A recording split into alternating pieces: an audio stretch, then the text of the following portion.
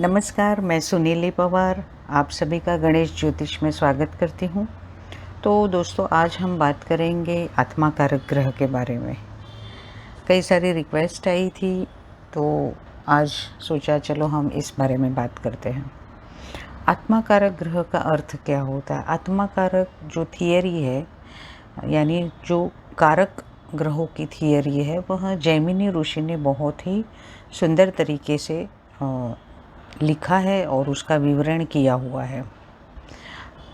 महर्षि पराशर जी ने भी अपने बृहद पराशर होरा शास्त्र में जैमिनी ऋषि जी के लिखे हुए इस कारक थियरी को बहुत ही सराहा है और उसके बारे में भी लिखा हुआ है।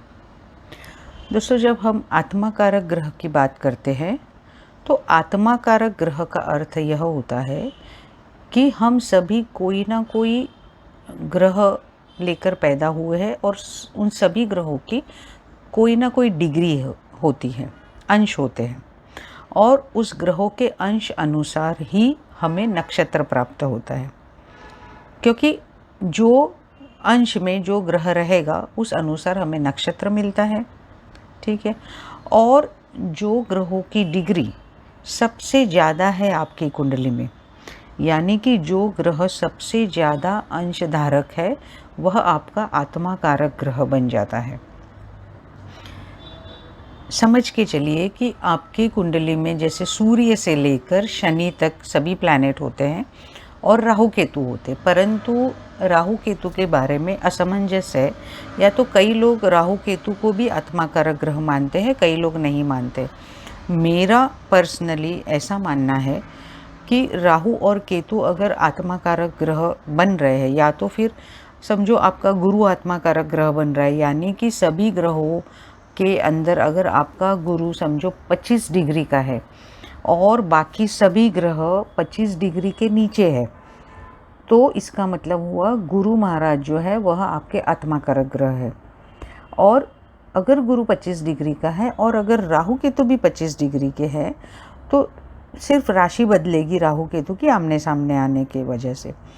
तो आपने देखना है कि यह राहु भी कुंडली में गुरु के साथ किस तरीके का प्रभाव डाल रहा है, परंतु गुरु ही आपका आत्मा कारक ग्रह बनेगा।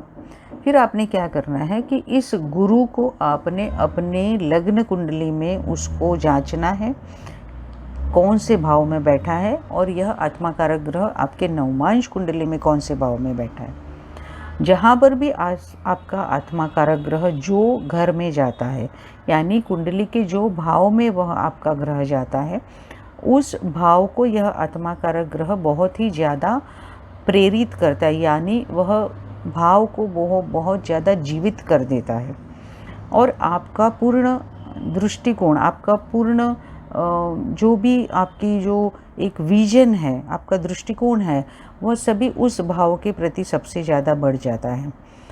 से फॉर एग्ज़ाम्पल, उदाहरण के तौर पर, अगर चंद्र आपका आत्मा कारक ग्रह बन रहा है और वह आपके लग्न में है और नवमांश में भी लग्न में है, तो आप खुद के लिए ही आपकी पूरी जीवन आपने समर्पित कर दी है।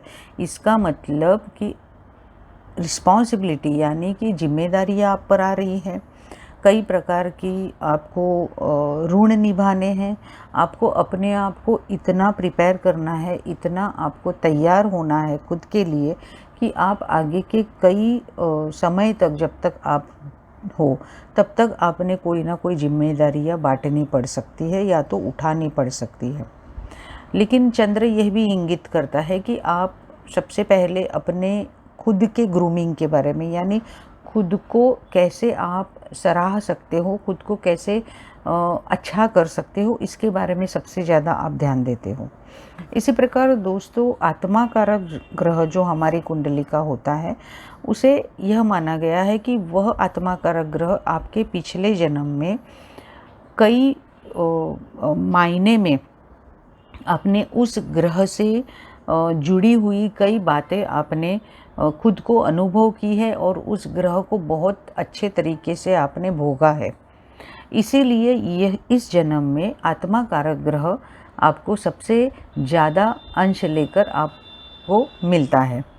तो आपने यह देखना है कि आपकी कुंडली में यह आत्मा कारक ग्रह कौन से घर में बैठा है, तो वह उस भाव को ही सबसे ज़्यादा जागरूक करेगा। अगर वो तीसरे भाव में बैठा है तो आप हमेशा सोचेंगे कि आप कौन से प्रकार के पराक्रम करेंगे। आपके बहुत ज़्यादा ट्रैवल्स यानी कि आना जाना हो सकता है।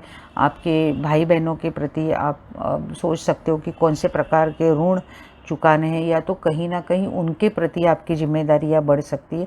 परंतु इसमें हमें देखना है कि आपका आत्मा कारक ग्रह यह पाप प्लैनेट है या तो फिर शुभ प्लैनेट है, या तो पाप ग्रह है या शुभ ग्रह है। तो इस अनुसार ही आपको उसका जो कारकत्व होता है उस ग्रह का, उस अनुसार आपको हमेशा फल मिलता है। तो दोस्तों, यह मैंने बहुत ही छोटे पैमाने पर आपको इसके बारे में बताया है। आगे चलते हुए हम सभी कारक ग्रहों की बात करेंगे। जैसे आत्मा कारक है, अमात्य कारक है। अमात्य कारक जो होता है वह आत्मा कारक के बीचों बराबर नीचे आता है, क्योंकि अगर 25 डिग्री सबसे हाईएस्ट है आपकी कुंडली में, तो उसके नीचे जो भी डिग्रीज, जो भी अंश का ग्रह होता है उसे आपका अमात्य कारक ग्रह माना गया है। और कुंडली में आत्मा कारक और अमात्य कारक का जुड़ाव आपकी अच्छी आर्थिक स्थिति को भी दर्शाता है, यानी कि आपकी आर्थिक परिस्थिति कैसी होगी। तो हम अगले एपिसोड में ज़रूर इस अमात्य कारक ग्रह का और आत्मा कारक के ग्रह का जो कॉम्बिनेशन है, या तो उनका जो समीकरण है, उसके बारे में हम ज़रूर बात करेंगे। तब तक के लिए गणेश ज्योतिष के साथ जुड़े रहिए। मेरी चैनल को सब्सक्राइब करना मत भूलिए। और जैसा मैं हमेशा बोलती हूँ कि सबका मंगल हो और मे ऑल बी ब्लेस्ड। नमस्ते।